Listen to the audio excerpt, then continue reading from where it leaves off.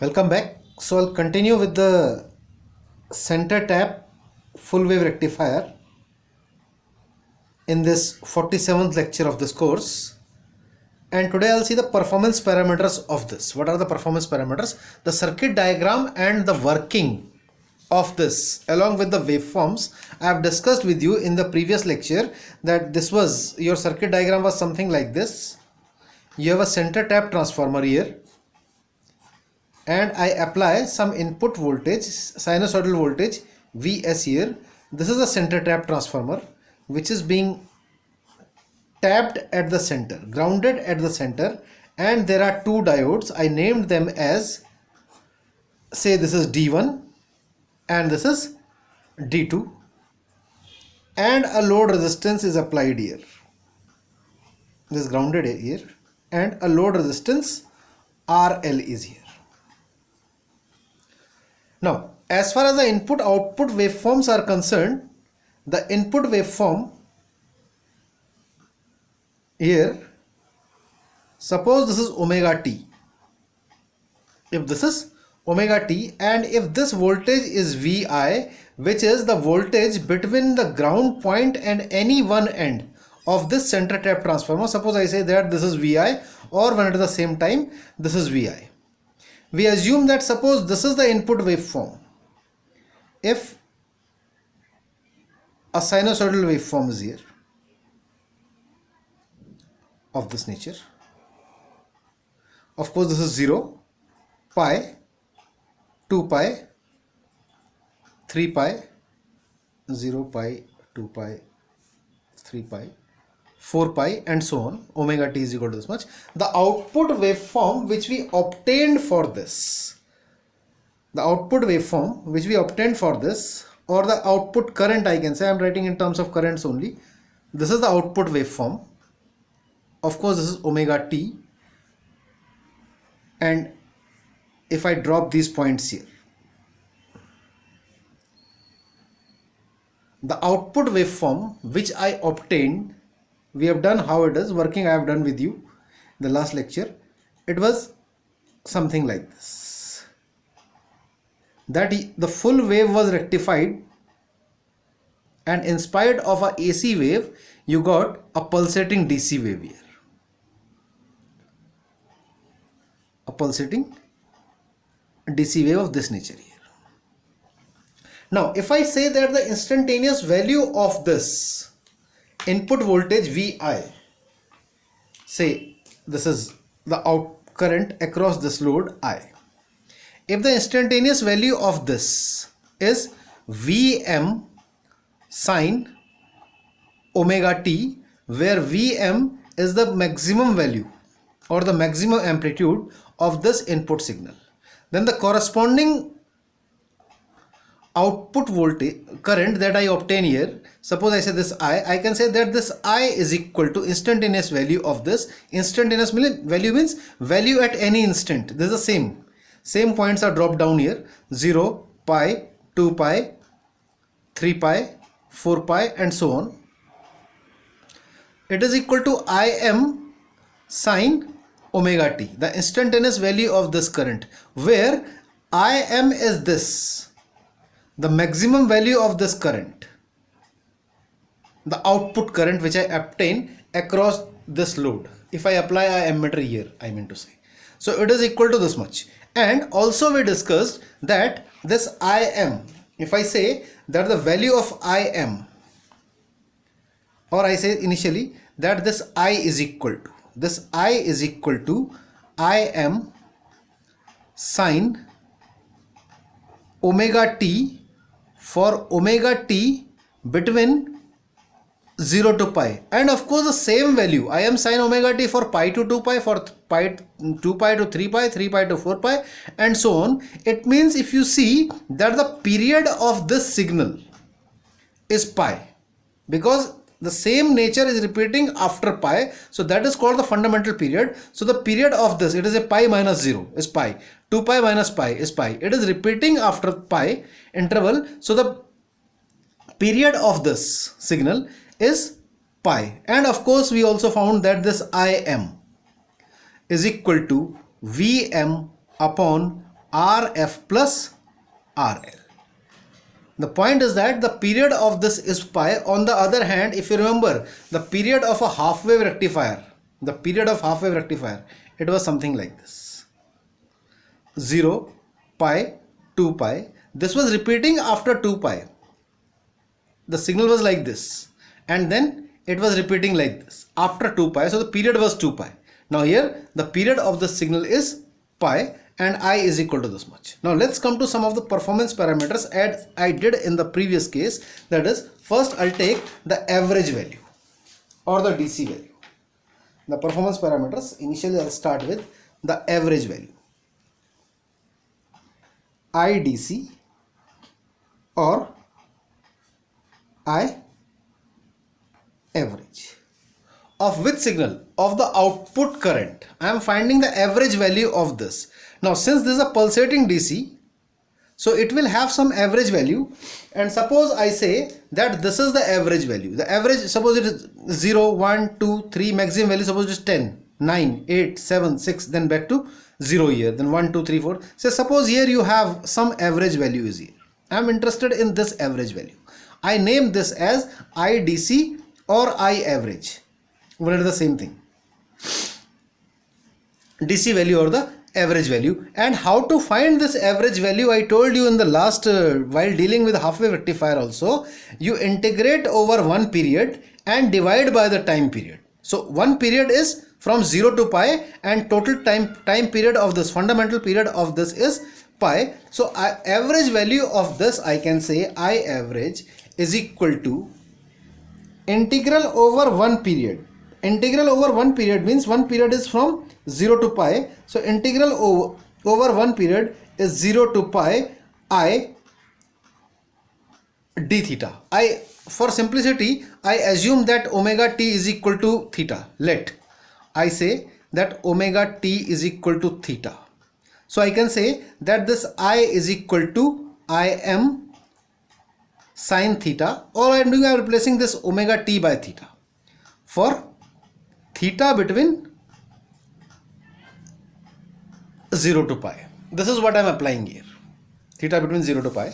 So integral over one period, that is and divide by the time period. Not 2 pi, 1 upon pi. Please cancel this pi. 1 upon pi. Integral over one period, divide by this time period. This is your average value, average of this. Now from 0 to pi, value of I, from 0 to pi, value of I is equal to Im sine theta. So I substitute this, it is equal to, I can say this implies that value of IDC or I average, IDC or I average will be equal to 1 upon pi integral 0 to pi Im sine theta, of course d theta. This Im is constant. I take it out of this integral sign,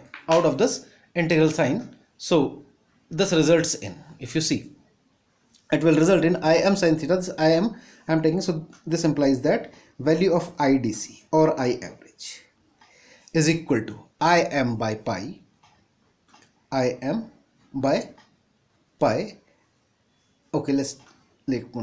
0 to pi integral of sine theta d theta, and this will be equal to Im by pi integral of sine theta is cos theta, rather it is minus cos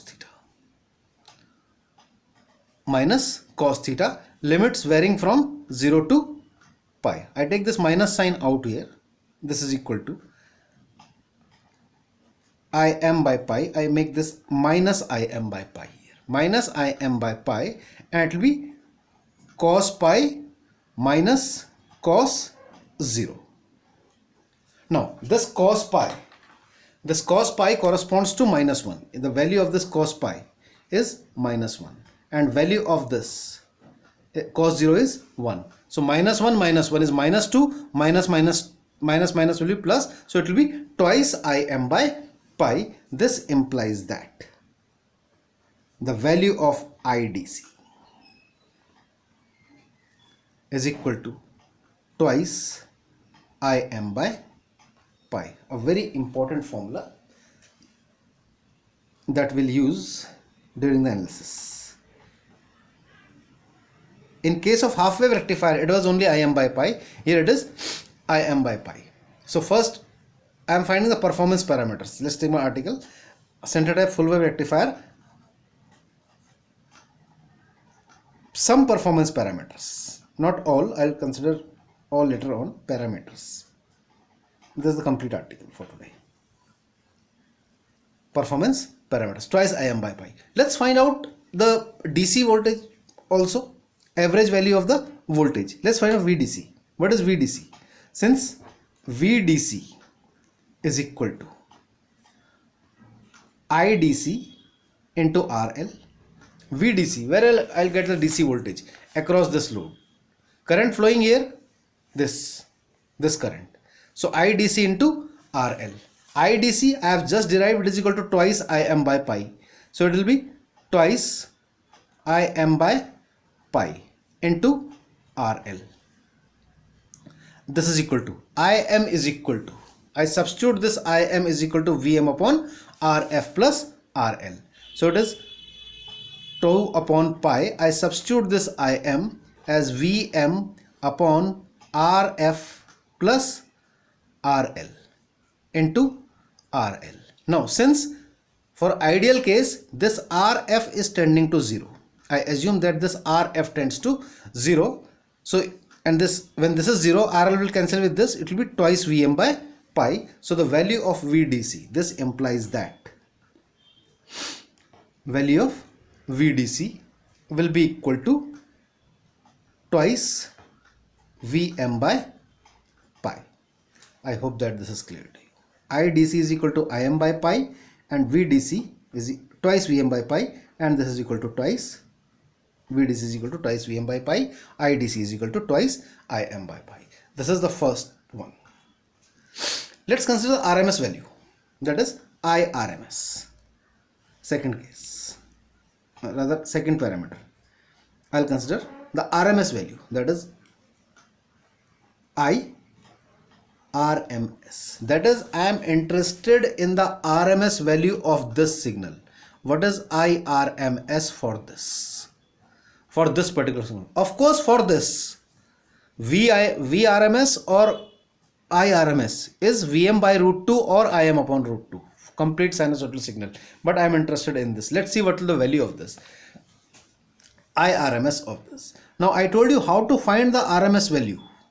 You square the function, find its mean or average, and then find the under root of this. So first I square the function IRMS. What I do, I simply square the function, means square I square. Take the mean of this. Mean means average. Average means area under one period. It will be area under one period 0 to pi d theta divided by the time period of this. I hope this is clear to you. Integral this. First square the function, find its mean, means area over one period, divide by the time period, and then R stands for root, and find the under root of this. I'll find, sorry, let me write this again. First square the function, then take the mean, square then mean. Mean means area over one period, divide by the time period. This must d theta, and last point is root of this function, and I take the under root of this, will be equal to your RMS value. The only thing is to understand this. Now if I is equal to Im sin theta for 0 to pi, I is equal to Im sin theta, so I square will be Im square sin square theta. So I substitute this here. I take this 1 upon root pi outside this under root. I can say that this is equal to 1 upon root pi. I take this root pi here, and now I am substituting this. It is integral 0 to pi I square, means Im square sin square theta d theta. I hope that this is clear to you. Now when this is Im square theta, I take this Im square outside, again outside this under root. So I am under root of Im square, since it is a constant. So under root of Im square will be Im. So it will be, this implies that value of IRMS. RMS value of this will be Im upon root pi is already there. I leave this as it is, and under root. Within this under root you have sine square theta d theta. I replace this by sine square theta is equal to 1 minus cos 2 theta upon 2. I write this sine square theta as 1 minus cos 2 theta upon 2, and of course integral of this function, integral of this over 0 to pi, 1 minus cos 2 theta d theta. I hope that this, again this 2, I take this 2 outside this under root. So it will be 1 upon root 2 root pi. Im upon root 2 root pi. So this will be Im upon root 2 into root pi. And now you have, okay, I am writing once more. It is integral 0 to pi 1 minus cos 2 theta. 1 minus cos 2 theta d theta. Everything is under in this under root sign, inside this under root sign. Now this 2 already I have taken outside this. Now look at this, it will be integral of this part will be theta, and integral of this part will be cos sine 2 theta upon 2. So I am writing this, and this implies that value of IRMS, RMS value of this output current will be equal to Im upon root 2 and root pi is as it is, integral, okay, within this under root, in this under root here, in this under root you have integral of this will be theta, limit varying from 0 to pi, minus integral of cos 2 theta will be sine 2 theta upon 2. So I am writing this 1 upon 2 sine 2 theta. This everything is inside this root sign. Now limits are varying from 0 to pi. I hope this is clear to you. Now this will be equal to Im by Im upon root 2 into root pi. Just look at this, within this under root what will happen. I am writing inside this under root here, pi minus 0. This is under root of pi minus 0, and this factor will be sine 2 pi minus sine 0. Sine 2 pi is 0 as well as sine 0 is 0. So this complete factor, if you see that this complete quantity, this reduces to 0, and this is under root of pi, and this is also root pi. So this root pi and this root pi will cancel. So finally I can say this implies that value of IRMS for a center tap full wave rectifier will be Im upon root 2. It is equal to Im by root 2. I hope that this is clear to you. IRMS will be Im upon root 2. On the other hand, if you remember, in case of half wave rectifier it was Im by 2. Now similarly you can derive that VRMS. Similarly you can derive that VRMS is equal to Vm upon root 2. I am not doing this, so you can say that this VRMS, RMS value of this output voltage will be Vm upon root 2. We'll use this as a formula, Vm upon root 2.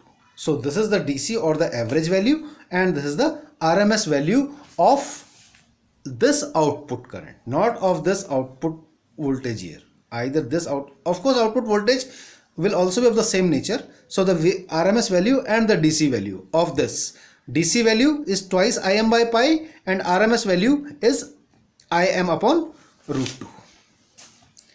Twice Im by pi, Im upon root 2. DC value twice Vm by pi and RMS value, it won't be Vm. Yes, it is Vm upon root 2. So I hope that this is clear to you. I'll stop at this moment here. Thanks for the time being.